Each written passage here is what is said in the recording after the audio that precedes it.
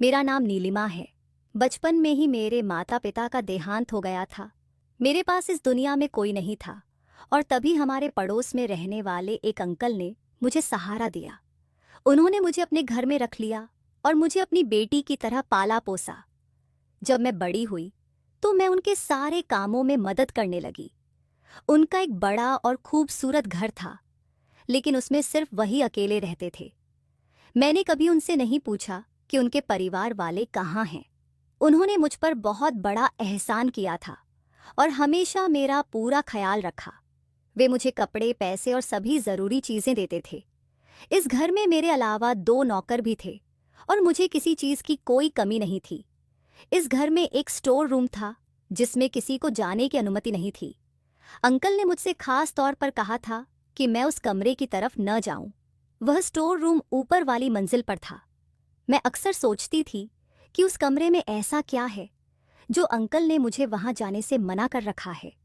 एक बार मैंने उनसे ऊपर की सफाई करने की इजाज़त मांगी तो उन्होंने कहा, ठीक है, तुम ऊपर की सफाई कर लो, लेकिन स्टोर रूम की तरफ मत जाना। उन्होंने मुझसे यह भी कहा था कि मैं ऊपर वाले फ्लोर पर न जाऊं। मैंने उनसे कभी नहीं पूछा कि आखिर वे मुझे उस कमरे में जाने से क्यों रोक रहे हैं। मुझे यह बात समझ में आती थी कि उन्होंने मुझ पर बहुत बड़ा एहसान किया था और उनका मुझ पर बहुत भरोसा था। मैं उनका यह भरोसा तोड़ना नहीं चाहती थी। इस घर में मुझे किसी बात की कमी नहीं थी। मैं अपनी मर्जी से खा पी सकती थी और अपने मन के हिसाब से काम कर सकती थी। मैंने अंकल को कई बार ऊपर वाले फ्लोर से आते हुए देखा था। शायद वे उसी कमरे में जाते थे। कुछ दिन बाद अंकल को शहर से बाहर कुछ काम के लिए जाना पड़ा।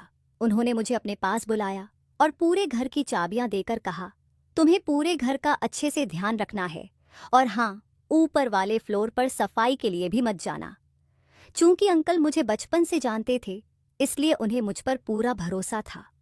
यही वजह थी कि उन्होंने पूरे घर की चाबियां मुझे सौंप दी थीं। मैंने उनसे कहा कि आप चिंता न करें, मैं सब कुछ अच्छे से देखूंगी। अब मैं घर में अकेली थी और मुझे हर चीज़ की आज़ादी थी। अंकल के जाने के बाद मेरे मन में बार बार यह ख्याल आ रहा था कि आखिर स्टोर रूम में ऐसा क्या है जो अंकल मुझे वहां जाने से रोकते हैं। मेरे पास पूरे घर की चाबी थी, जिसमें ऊपर के स्टोर रूम की भी चाबी शामिल थी। मैंने सोचा कि शायद स्टोर रूम में अंकल की कुछ यादें हों जिन्हें वे किसी के साथ साझा नहीं करना चाहते। हो सकता है कि वहां उनका कोई कीमती सामान हो, लेकिन फिर मैं खुद को रोक लेती थी कि अगर अंकल को मेरी इस हरकत का पता चल गया तो उन्हें बहुत दुख होगा। वे तो मुझे इस घर से निकाल भी सकते हैं और उनके अलावा मेरा कोई सहारा नहीं था। इस विचार से मैं डर जाती थी। अंकल के जाने के 1 हफ्ते बाद मैं सोच रही थी कि क्यों ना ऊपर वाले फ्लोर की सफाई कर लूं। इससे मेरा समय भी बीत जाएगा और सफाई भी हो जाएगी। मैंने जब ऊपर सफाई करने के लिए जाना शुरू किया तो फिर से मेरे दिल में ख्याल आया कि मैं स्टोर खोलकर देखती हूँ कि उसमें क्या है। इस बार मैंने बिना देरी किए चाबी उठाई और स्टोर का ताला खोलने की कोशिश की। मैंने डरते डरते स्टोर रूम में कुछ कदम आगे बढ़ाए। जो कुछ मैंने वहां देखा, उसे देखकर मेरे पैरों तले जमीन खिसक गई। मुझे कभी भी यह अंदाजा नहीं था कि उस स्टोर रूम में ऐसा कुछ हो सकता है। जल्दी से मैं दरवाज़ा बंद करके भागते हुए नीचे आ गई।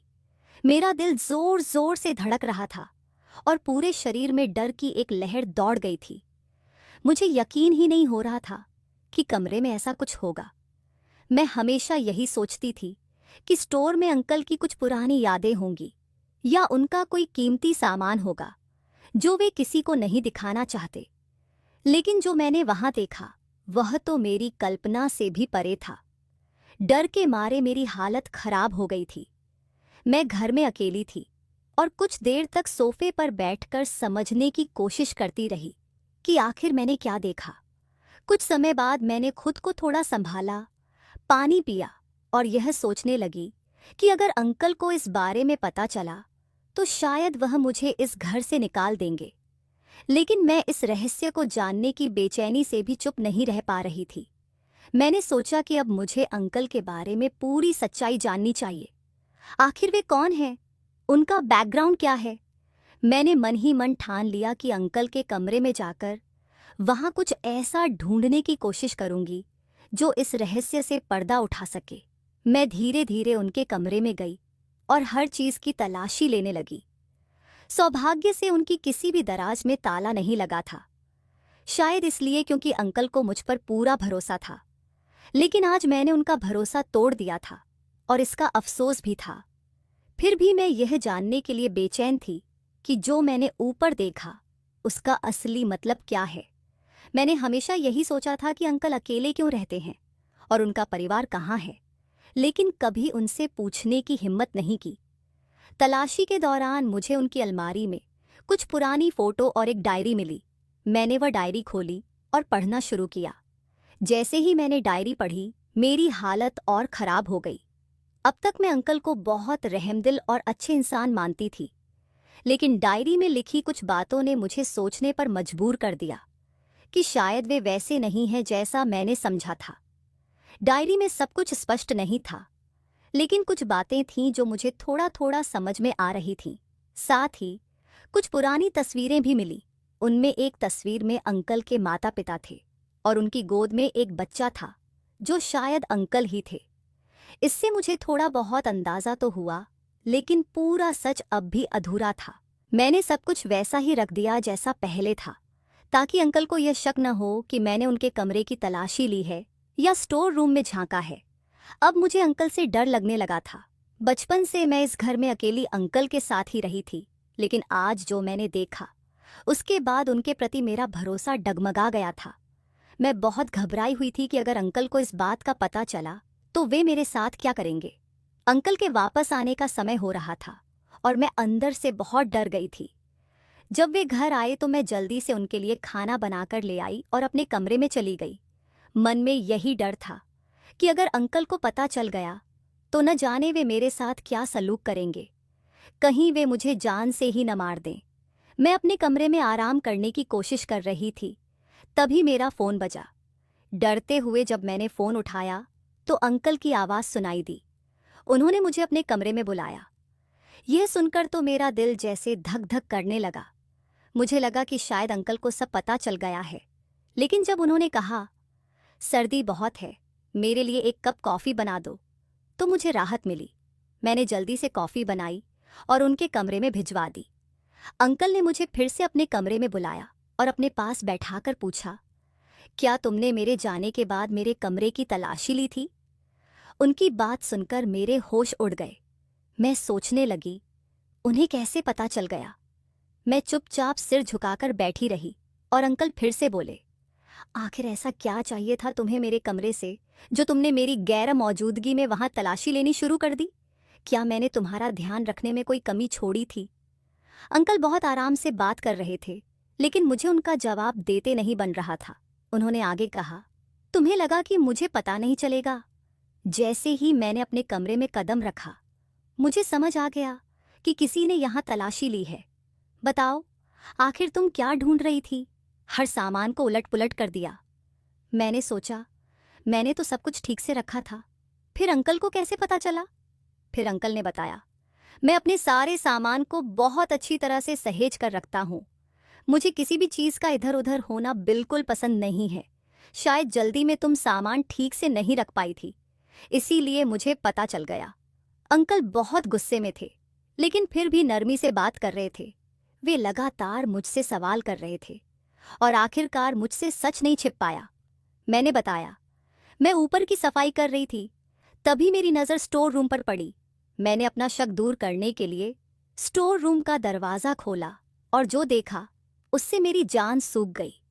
मुझे सच्चाई जानने के लिए आपके कमरे की तलाशी लेनी पड़ी। मुझे लगा शायद कुछ सुराग मिल जाए जिससे पूरा सच पता चले, लेकिन मुझे आपके कमरे में बस एक डायरी और कुछ पुरानी तस्वीरें मिली, जिन्हें देखकर मैं उलझन में पड़ गई। मुझे समझ नहीं आ रहा था कि आपने ऐसा क्यों किया। क्या कोई व्यक्ति किसी के साथ ऐसा कर सकता है? मैं आपको हमेशा नेक और अच्छा इंसान समझती थी, लेकिन अब मैं संशय में थी। मुझे लगा कि सच जानना मेरे लिए ज़रूरी है और इसी वजह से मैंने यह कदम उठाया। मेरी बातें सुनने के बाद अंकल ने गुस्से के बजाय मुस्कुराकर मुझे देखा और कहा, मुझे खुशी है कि तुम्हें सही और गलत का फ़र्क पता है। अगर तुम्हें सच जानना था तो तुम मुझसे सीधे पूछ सकती थी। तुम्हें मेरे कमरे में इस तरह से तलाश करने की जरूरत नहीं थी। मैंने तुम पर भरोसा किया था और तुमने मेरा भरोसा तोड़ा। खैर, अब मैं तुम्हें सारा सच बताता हूँ। अंकल ने बोलना शुरू किया। जब मैं 4 साल का था तब मेरे पिताजी का देहांत हो गया। हमारे पड़ोस में एक व्यक्ति थे जिन्होंने मेरे पिताजी के जाने के बाद मेरा बहुत ख्याल रखा। उन्होंने मेरी माँ से शादी का प्रस्ताव रखा और मेरी माँ ने ये सोचकर उनकी बात मान ली कि वह मेरा ख्याल रखेंगे और मेरे पिता का बड़ा कारोबार भी संभाल सकेंगे। शादी के बाद वे सच में मेरा बहुत ख्याल रखते थे। वे मुझे स्कूल छोड़ने और लेने जाते थे, मेरी हर छोटी बड़ी ज़रूरतों का ध्यान रखते थे। माँ भी उनके साथ खुश थीं, लेकिन यह खुशी ज़्यादा समय तक नहीं टिक पाई। शादी के 1 साल बाद ही मेरी माँ का हार्ट अटैक से देहांत हो गया। मेरे पिता ने अपनी मृत्यु से पहले अपनी वसीयत बनाई थी जिसमें सब कुछ मेरे नाम पर था, लेकिन मुझे यह सब तब मिलना था जब मैं 18 साल का होता। माँ की संपत्ति का थोड़ा हिस्सा उन्होंने अपने दूसरे पति के नाम कर दिया था। अब जब तक मैं 18 साल का नहीं होता तब तक जायदाद की देखभाल का जिम्मा मेरे सौतेले पिता का था।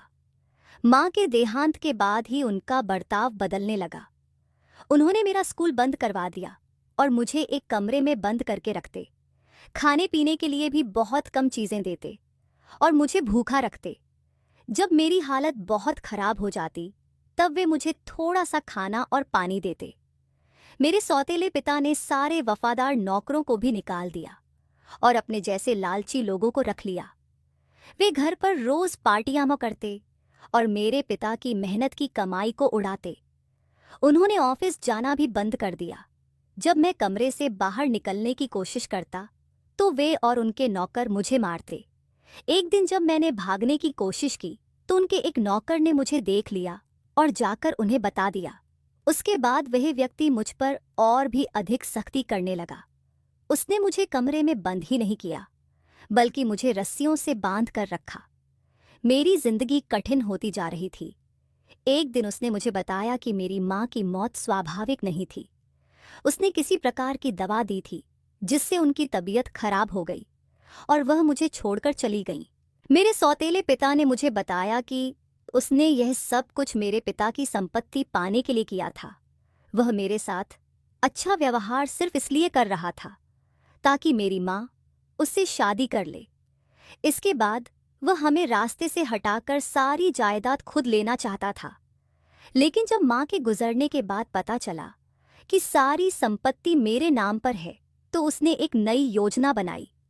उसने मुझे एक तय उम्र तक जिंदा रखा, क्योंकि उस उम्र से पहले मेरे साथ कुछ होता तो संपत्ति ट्रस्ट के पास चली जाती।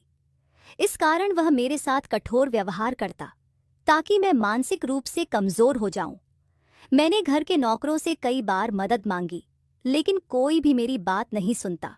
सब मेरा मजाक उड़ाते थे और मुझे पागल समझते थे। कई साल तक मैंने ऐसा ही जीवन बिताया जहां मुझे केवल इतना ही भोजन पानी दिया जाता कि मैं जीवित रह सकूं।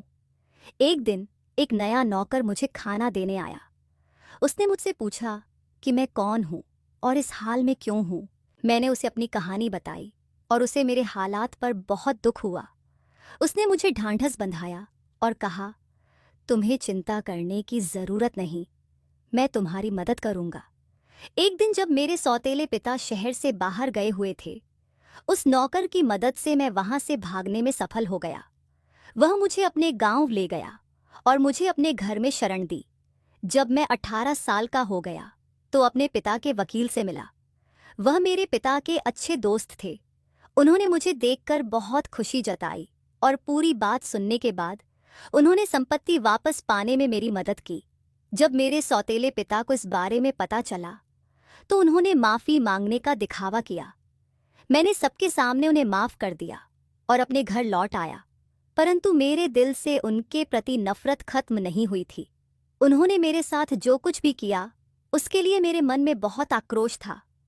उनका लालच ही मेरे लिए बचपन में दुख का कारण बना। मेरे लिए उन्होंने जो किया उसका हिसाब देना जरूरी था। मेरे पास उनके बुरे कामों का कोई ठोस सबूत नहीं था, परंतु मैंने निर्णय लिया कि मैं उन्हें सुधारने का मौका दूंगा।